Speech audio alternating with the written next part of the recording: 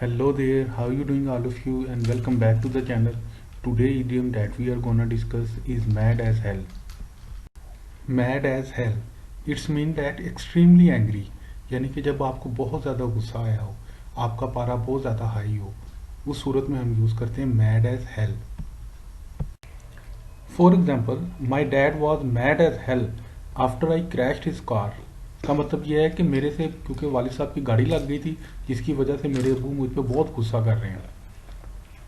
You made me mad as hell with this mess. तुमने ये गंद डाल के मुझे गुस्सा दिला दिया है. यानी कि मुझे ये गंद देख के बहुत गुस्सा आया. Why are you mad as hell on me. तुम मेरे पे गुस्सा क्यों कर रहे हो. Don't mad as hell on kids. बच्चों पे गुस्सा मत करो या बच्चों पे इतना ज़्यादा गुस्सा मत करो. You look mad as hell. What is the matter. तुम बहुत ज़्यादा गुस्से में लग रहे हो, क्या हुआ है या क्या बात है, तुम इतनी ज़्यादा गुस्से में लग रहे हो. So thank you very much for watching the video. Inshallah next time gonna come in here again with new topic. Till then, Allah Nigeban.